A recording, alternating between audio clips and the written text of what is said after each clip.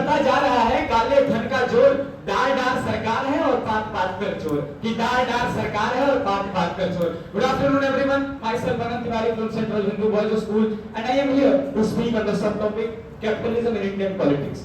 First of all, my question to all of you is, why does the rich have so much influence in the Indian politics?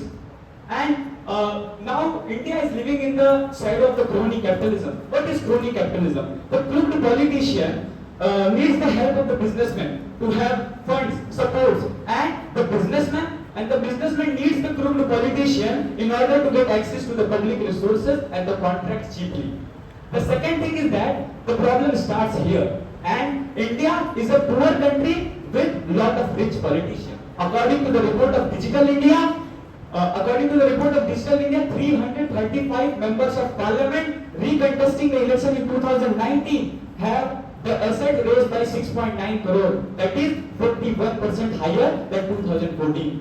The next thing is that according to the report of Association of Democratic Reform, 430 out of 521 sitting MPs in the Lok Sabha have assets more than 1 crore. That is 83% of the lawmakers are crorepati.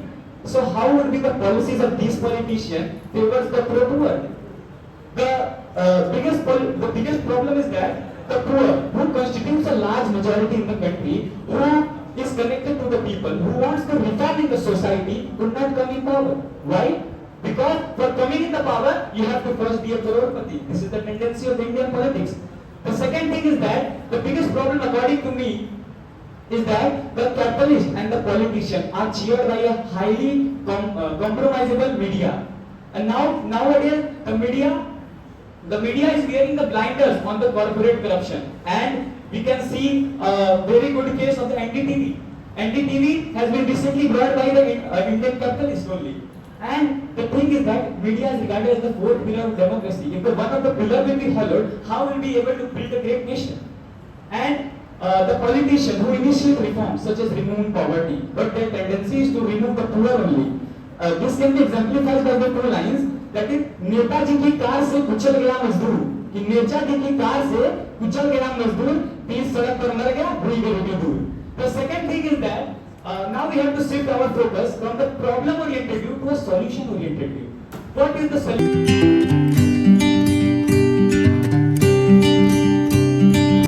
नमस्कार, अति विशिष्ट महनीय सभा को मेरा आकाश भर प्रणाम। मैं उत्कर्ष दिए गए विषय भारतीय राजनीति समस्या एवं समाधान के अंतर्गत भारतीय राजनीति में युवाओं की कमी मुद्दे पर अपने विचारों के साथ प्रस्तुत हूं। दिए गए विषय पर बात करने से पहले हमें युवा और राजनीति दोनों को समझना होगा। युवा एक ऐसी उम्र जो परिवर्तन के समकक्ष खड़ी होती है, मतवाले हाथी की तरह निरंकुश, भोर की शोभा, संध्या की बेला, चंद्रमा की शीतलता, जेठ के तपती धूप का ताप और ज्वालामुखी की आग होता है युवा। और राजनीति ये दुर्भाग्यपूर्ण है कि राजनीति शब्द सुन के हमारे मन में नकारात्मक विचार आते हैं। भ्रष्टाचार, वंशवाद, प्रभुत्ववाद, आत्मोत्ता जैसी चीजें आती हैं, जबकि राजनीति का तो अर्थ है नीति निर्माण, लोक कल्याण के लिए, समाज की उन्नति के लिए नीतियां बनाना। जबकि उन्हीं दुष्कृत्यों के कारण शायद युवा इससे दूर भाग रहे हैं। युवा या तो रैलियों की चाटुकारिता या तो नौकरियों में बाबू तक सीमित रह गए हैं। वे ये भूल चुके हैं कि समर शेष है, नहीं पाप का भागी केवल व्याघ्र, और जो तटस्थ है समय लिखेगा उनका भी अपराध। हमें गर्व होना चाहिए कि विश्व का हर 5वां युवा भारतीय है। इस देश की 65% आबादी की उम्र 40 वर्ष से कम है। पर यह दुर्भाग्यपूर्ण और शर्मनाक है कि 543 सांसद में से मात्र 64 सांसद ऐसे हैं जिनकी उम्र 25 से 40 के बीच में। वे भी राजनीतिक घराने से आते हैं, समृद्ध राजनीतिक घराने। और इसकी वजह आपको अपने चारों ओर दिख जाएगी। आपको हर दल में कई चाणक्य पंडित दिखाई देंगे, पर कोई चाणक्य पंडित आज की तारीख में चंद्रगुप्त बनाने को तैयार नहीं। वे चाणक्य और चंद्रगुप्त बनकर मात्र राज करना चाहता है, क्योंकि राजनीति स्वार्थ सिद्धि का सरलतम आलम जो बन चुकी है, राजनीतिज्ञ राजनीतिबाज जो बन चुके हैं। अज्ञान जनता के कंधों पर सांप्रदायिकता का चश्मा जो लगा दिया गया है। मैं जानता हूं कि आप घबराते हैं कि कहीं आपकी सकारात्मकता को नकारात्मकता का चोला पहनाकर दिल्ली की सड़कों पर टायरों की कालिख से न पुतवा दिया जाए। मैं जानता हूं कि आपको यह कहकर नकार दिया जाता है कि परिपक्वता कम है, पर एक 18 साल का युवा जब यह तय कर सकता है कि कौन उस पर राज्य करेगा और कौन नहीं, तो वह यह भी तय कर सकता है कि कौन सी नीति बनानी चाहिए और कौन सी नहीं। मैं जानता हूं कि आपको बड़े बड़े राजनीतिक घरानों के सामने अपने आप को कमतर महसूस करते हैं आप, पर स्वामी विवेकानंद को याद करिए, जिनका कहना था कि आप मुझे 100 प्रतिभाशाली युवा दीजिए, मैं क्रांति पैदा कर दूंगा। अगर मुझे इस देश के प्रधानमंत्री बना दिया जाता है तो मैं चुनाव लड़ने की आयु को 18 वर्ष कर दूंगा, ताकि इसका परिणाम आप राजस्थान के पंचायत चुनावों में देख सकते हैं, ताकि पैसे का अभाव किसी को महसूस ना हो। चुनावों में जितनी भी पैसा खर्च होता है उस पर पूरा नियंत्रण होगा और टिकट वितरण को पूरा लोकतांत्रिक किया जाएगा, क्योंकि उसूलों पर जो आज आए तो टकराना जरूरी है, और जो जिंदा हो तुम तो जिंदा नजर आना जरूरी है। धन्यवाद।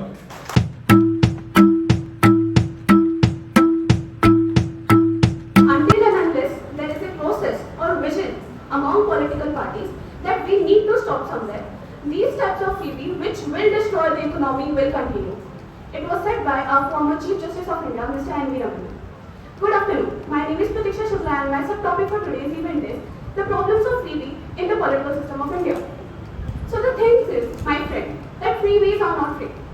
If government is subsidizing something from one group of people, its burden is weighed down on another group.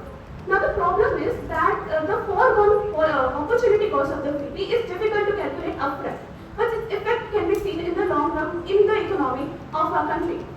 A good example is the case of Punjab. In the early 2000s, the GDP of Punjab was much higher than Haryana, Himachal Pradesh, Maharashtra, Madhya Pradesh. But later on, government started heavily subsidizing the agriculture sector. And what happened? There was no fiscal space remaining for other sectors. Later on, industrial sectors, they relocated themselves to the other states. So can we say that the freebies are completely bad? Yes, it is true that freebies corrupt the conscience of the citizens. Yes, it is true that freebies weaken the economy of the system. Yes, it is true that they do not strengthen the political framework of a political party. So this means that they are completely bad. Foregone. Let's consider the example of Tamil Nadu's prevailing welfare policy.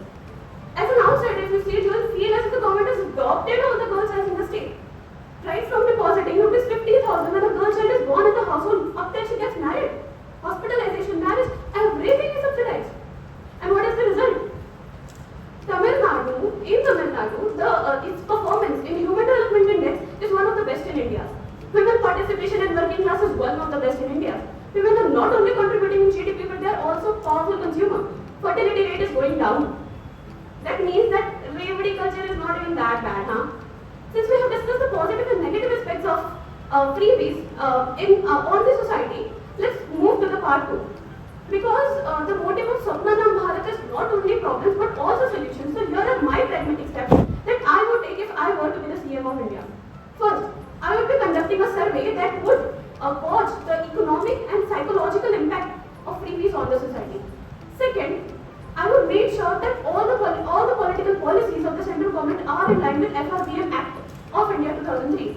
Third, and I know that you people are aware of it, that in 2013, SC said that the benefits or the political incentives which are given to the citizen in their political manifesto is not a corrupt practice.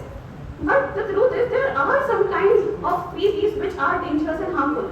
So EC will be given the power that if the freebie policy of the system fall under the following 3 categories, it should be penalized. The political party must be penalized. First, if they are discriminatory in nature. Second, if they are against the public policy. And third, if they are ruled out just before the elections. And at the end of the time, the most important thing is a well-informed and the strong opinion of citizens affects the polity. Thank you very much.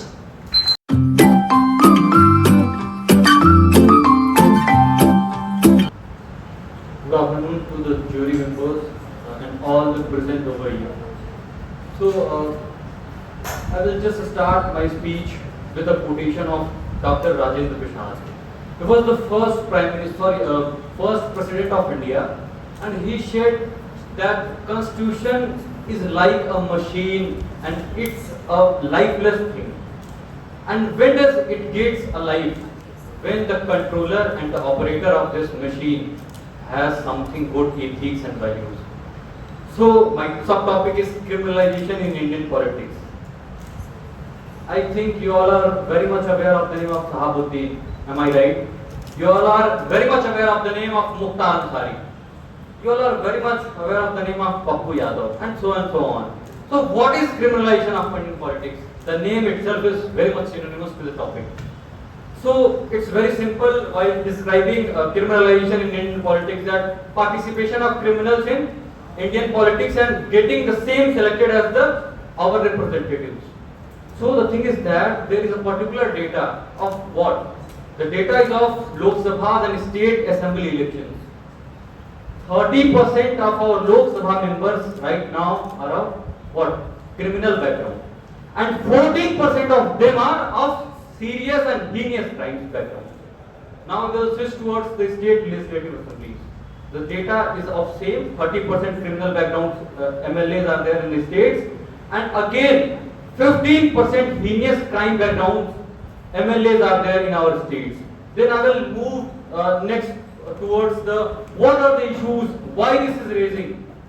The problem with criminalization is that the most important thing is that muscle power. I belong to a district from where Mukhtar Ansari get elected for 4 times for member of legislative assembly. There was an issue. Whenever someone goes and take the name of Mukhtar Ansari, people are very much willing to get the vote. What is the issue? You all are very much aware. See, the issue is that they use muscle power, they use money power, and they also use the system power. There was a very famous statement by, we can say, a very great scholar who was whom? Abraham Lincoln. A very good democracy is that which is, I will just reform a little bit, by the people, for the people and of the people. This is the way to get elected. Again, moving towards the solution part, just I will focus largely upon the Supreme Court. There is a particular case, Thomas Lilly versus Union of India case. In that particular case, Supreme Court mentioned that the members who are of criminal backgrounds, they should get removed from the assembly within 3 months when the charge is finalized. Then I will move towards my point, that if I will be made the Prime Minister of India, what I will do? First of all, I will get convinced all the political parties to make a very strict law to remove all the criminal background candidates for being elected as the representative of any constituency. Then again, I will just make a rating of all the parties, that what kind of criminal candidates are there in all the parties. Like just say for example, if a party has more criminal mindset candidates or criminal cases candidates, then it will be given less ratings, and if there is no criminal cases of any candidate in a particular party, then it will be given highest, that is 5 ratings. Again, I will finish by saying something, again by recalling Dr. Rajendra Prasad. Again, the statement is very much famous. The good government comes from a machine, and the machine should have the life of ethics. At last, I will say, if there will be no criminalization of politics, the statement is very much famous.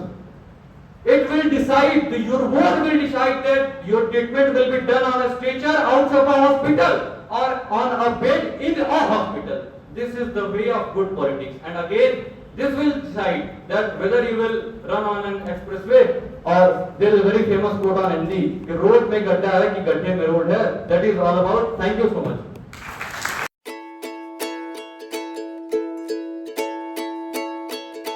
रोशनी ख्वाबों को सजाने में गुजर गई, रात की नींद बच्चे को सुलाने में गुजर गई, जिस घर में मेरे नाम की एक तख्ती भी नहीं, सारी उम्र उस घर को सजाने में गुजर गई.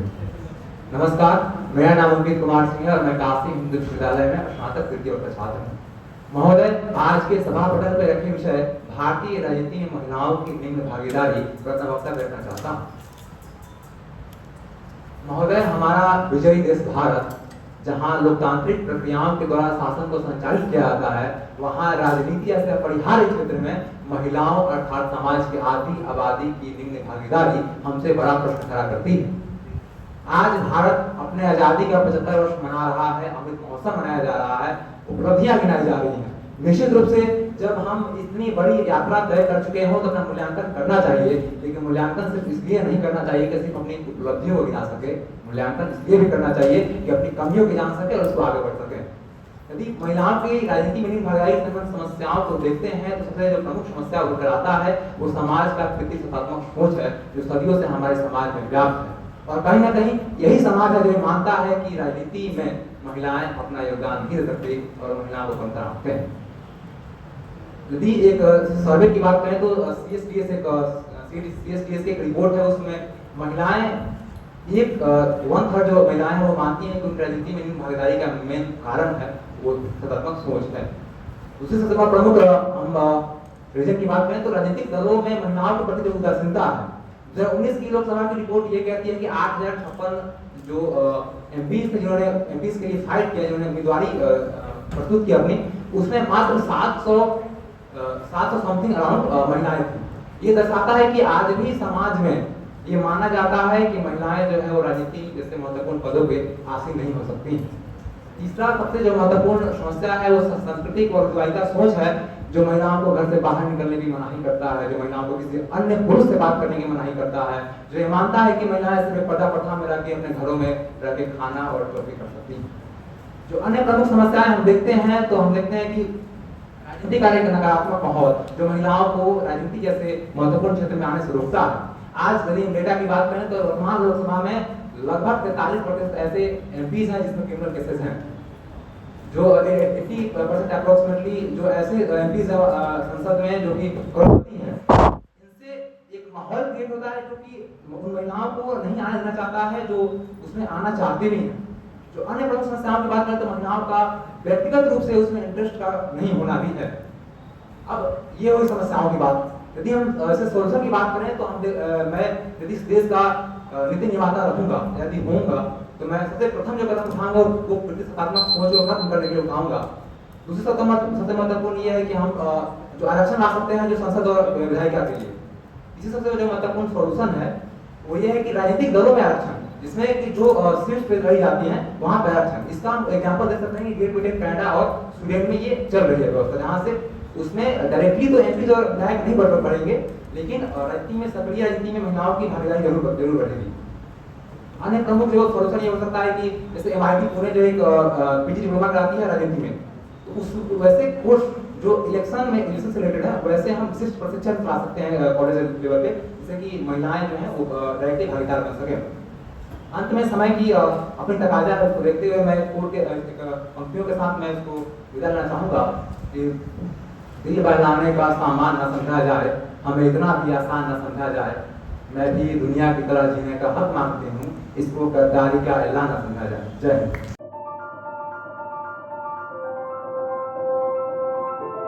A very charming and cheerful good morning, good afternoon to one and all present here. My name is Devansh Jain and I will be speaking about challenges and impact of collision politics. First of all, we need to understand that what basically means collision politics or collision government. When two or more political parties come together in order to contest elections or to form the government, it is termed as a collision. And when this collision forms the government, it is termed as a collision government. Friends, we live in India, that is Bharat. And today we stand here as the world's largest democracy. And being the largest democracy in the world, it is obvious that we will face some challenges and hurdles. I'll be speaking about the major challenge about coalition politics. The first major challenge that we face is that the leaders are more interested in their own interest of getting seats in the ministry and the cabinet, just to fill their pockets and to gain power, rather than serving the national interests.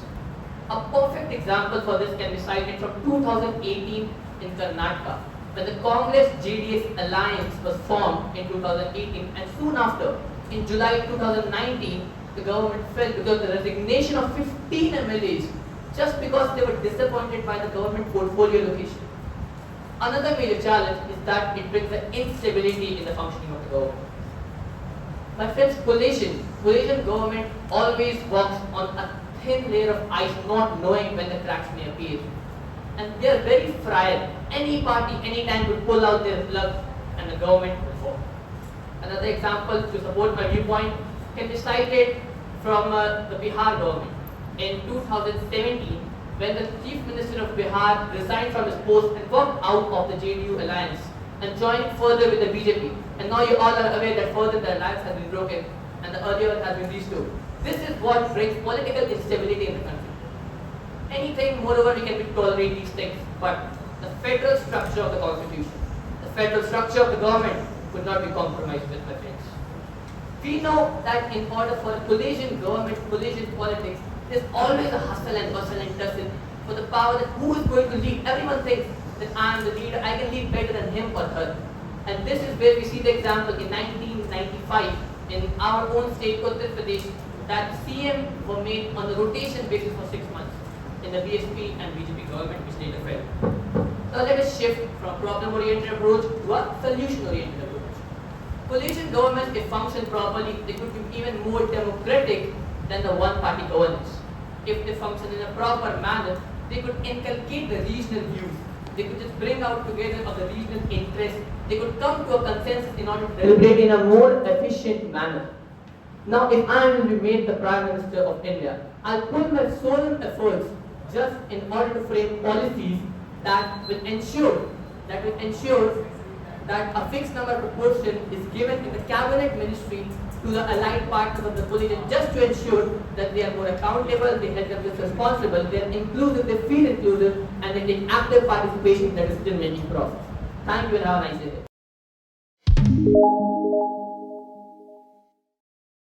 Harsh Gupta, BA second semester student from Faculty of Social Science, standing here to put forward my views over the sub-topic, less participation of marginalized group in Indian political system. Now, democracy is more likely to prosper or endure when all segments of society are free to participate and influence the political outcomes without suffering any bias or acquiescence. But certain significant barriers such as unavailability of information, to lack of awareness, to inaccessibility of polling stations, to discriminatory laws, restrict these people at the margin in getting into this political arena. As a result, sir, India's democracy suffers from serious social and political deficit. During my political surfing, while preparing for this subtopic yesterday, I came across a report named as Problems and Solutions Faced by Vulnerable Sections of Society, Report 2019, published by the Union Ministry of Social Justice and Empowerment. And I would be very delighted to share some of its very significant and specific provisions in the light of our discussion, sir. The report says that political empowerment can be facilitated through decentralization of powers backed up by affirmative actions that provide constitutional rights to all sections of the society, helping in nurturing a social capital, thus boosting the confidence of a marginalized. For example, you can take the 73rd Amendment in our Constitution in 1992 with the enactment of Panchayati Raj. Secondly, it is said the local government bodies can have some influence only if, am I audible now? Okay. So second provision, that is local government bodies can have the significance only if they are transparent, accountable, responsive, participatory towards people, especially the Dalit, tribal and women. Further, the report highlighted the lack of training and information and awareness as one of the impeding factors into the political participation, and suggested and emphasized that a continued program should be facilitated into their capacity and capability building. Lastly, the report how the success of reservation, but it also underlined that there is a long way to go. There is a long way to go, and this long way should definitely be assisted with evergreen intent of modifications in the future policy making. So, keeping in mind the ardent need of political emancipation of marginalized group in the growth and development of our country, if I am made the Secretary of Social Justice and Empowerment Ministry, I will deliberate / work with long-term visions and ground-level plans, with reasonable ambit to certain comprehensive reports and committees, just like the one we discussed with the Ministry of Social Affairs, Social Justice and Empowerment, and to envisage for a greater Bharat, Atmanirbhar Bharat and a Vishwa Guru Bharat. Jai Hind.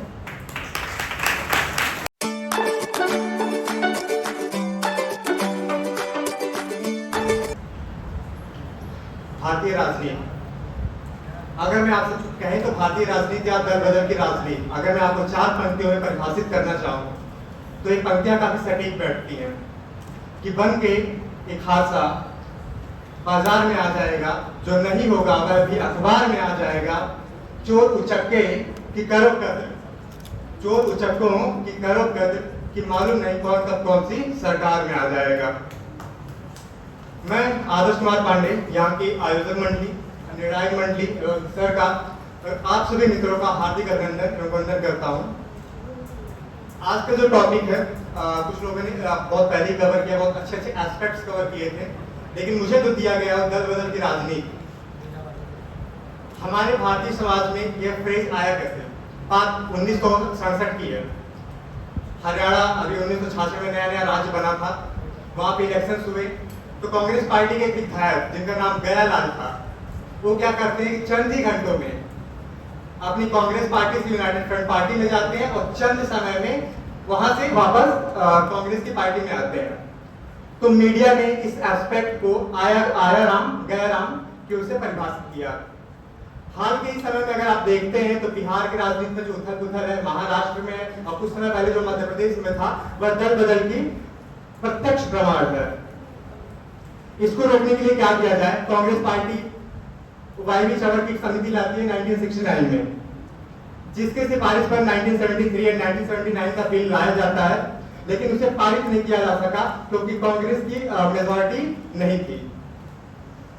समय आया दिसंबर 1984 का, जब राजीव गांधी जी के सरकार में इस bill को दोबारा लाया गया और पास किया गया और हमारे संविधान में अमेंडमेंट 52 1985 आया और उसने क्या हमारे संविधान में 10वीं अनुसूची को ऐड किया, जिसमें दल बदल विरोधी कानून को मेंशन किया गया। लेकिन कहते हैं ना कि जहां चाह होती है वहां राह होती है। लोग को डिफेक्शन करना था तो जो दल बदली थे वो हमारे जो कानून में कुछ खामियां थी उनको बचाव का रास्ता बनाकर आज के समय तक भी दल बदल की प्रक्रिया को कायम किए हुए हैं। तो लेकिन इस दल बदल से समस्या क्या है? पहली जो समस्या आती है वो लक्ष्य का विकेंद्रीकरण। समाज किसी सरकार को क्यों बनाता है? ताकि वो समाज का उत्थान करे, देश का उत्थान करे, लेकिन वो करते क्या है? वो अपनी सत्ता को बचाने में ही लगे रहते हैं। लक्ष्य का विकेंद्रीकरण कुछ इस मुहावरे में चरितार्थ करता है कि आए थे हरिभजन को और ओटन लगे कपास। दूसरा जो समस्या आती है चुनाव की गिरती गरिमा। कितना हास्यास्पद है कि सरकार पैसे से बन रही है, हॉर्स ट्रेडिंग से सरकार बन रही है और हम लोगों को जागरूक करते हैं कि वोट किस बात का वोट। तीसरा लोकतंत्र के लिए बनी है खतरा। लोग अभी आबिद भाई ने किया था कि for the people, by the people end of the people. जब लोग सरकार बना ही नहीं रहे हैं तो किस चीज का डेमोक्रेटिक सिस्टम? लेकिन जब समस्या है तो निदान भी कुछ होंगे। अगर मुझे मुख्य चुनाव आयुक्त बनाया जाता है तो मैं सरकार को कुछ जो सुझाव सजेस्ट करूंगा कि कोई भी पार्टी विधायक पहले तो इस्तीफा दे और अगला जो आने वाला चुनाव है बाकी होने के बाद उसे वो ना दिया जाए, उसमें उम्मीदवार ना बनने दिया जाए। दूसरा, स्पीकर को समय सीमा में दल बदल का जो फैसला उसको देने के लिए कहा जाए, जैसा कि सुप्रीम कोर्ट ने रिकमेंड किया 3 मंथ का। तीसरा, सबसे बड़ी समस्या व्हिप प्रणाली का, जो कि हमारे दल बदल विरोधी कानून में ही है। व्हिप प्रणाली का कुछ ऐसा सिस्टम है कि सदस्यों को जनप्रतिनिधि नहीं बल्कि हाई कमांड के हाथों में कठपुतली बना के रखा है। इस पर सुधार की आवश्यकता है। एक और केस, जब स्पीकर की बात आती है तो लोग कहते हैं कि स्पीकर पॉलिटिकल पर्सन होता है और हमेशा वो बाइस्ड नेचर में वो देता है। जैसा कि अगर कर्नाटक की गवर्नमेंट के देखा तो 2018 का केस था, उसमें स्पीकर का लांछन लगे थे। इसको सुधारने के लिए किलोहोतन केस का मामला जो 1992 का था वो लाया गया। उसमें कहा गया कि स्पीकर की जगह ट्रिब्यूनल को दिया जाए मामला, ट्रिब्यूनल उसको सेट करे या इलेक्शन कमीशन उसको हैंडल करे।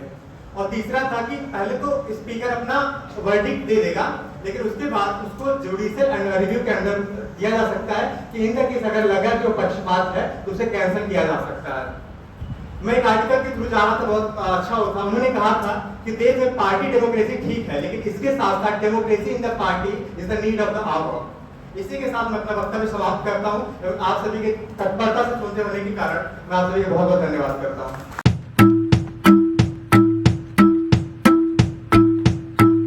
नमस्कार, मैं अमित मौर्य, समाज विज्ञान संकाय पूर्व प्रतिष्ठा का छात्र हूँ।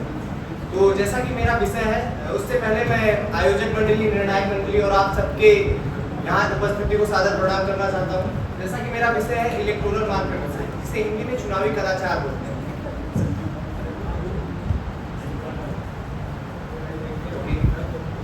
अभी